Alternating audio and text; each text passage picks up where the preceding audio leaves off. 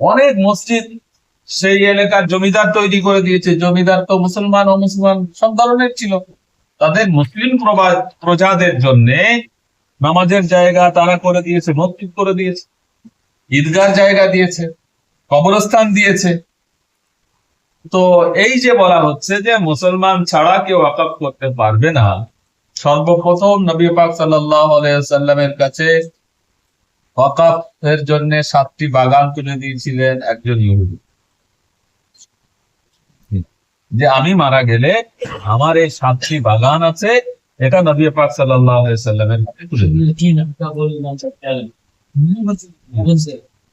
তো এরকম আমাদের দেশেও আছে এবং এর দৃষ্টান্তও বহু আছে। আমরা দান বক্স লাগিয়ে দিই এই মাদ্রাসার সামনে বা যে কোনো প্রতিষ্ঠানের সামনে একটা দান বক্স, সেই দান বক্সে যত মানুষ দান করে সব কি মুসলমান? একজন বাস চালক বাস দিয়ে যাচ্ছে, সেখানেও সে 10 টাকা ফেলে দিয়ে চলে যাচ্ছে।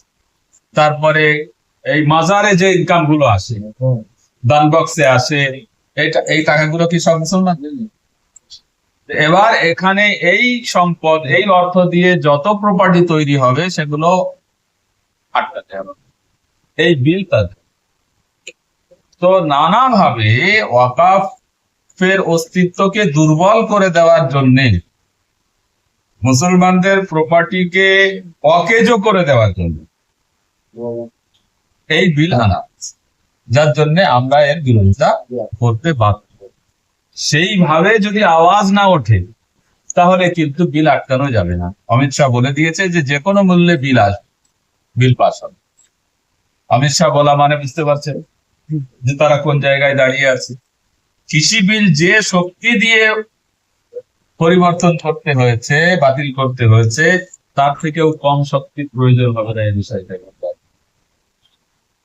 তো সেই জন্য পুরো জেলাকে চাঙ্গা করে ফেলতে হবে এই একটা ইস্যুতে, যে কোনোভাবে যে কোরবানি দেওয়ার প্রয়োজন হোক। আমাদের সব বড়রা কিন্তু বলে দিয়েছে, সৈয়দ আরশাদ মাদানী সাহেব, আমিরুল হিন্দ তিনি বলে দিয়েছে, মাহমুদ মাদানী সাহেব বলে দিয়েছেন, তারপরে আপনার ওয়াকফ আপনাদের মুসলিম পার্সোনাল ল বোর্ডের খালিদ সাইফুল্লাহ সাহেব বলে দিয়েছেন যে এই বিল নিয়ে যত কোরবানি দেওয়ার প্রয়োজন হবে আমরা দেওয়ার জন্য তৈরি থাকবো।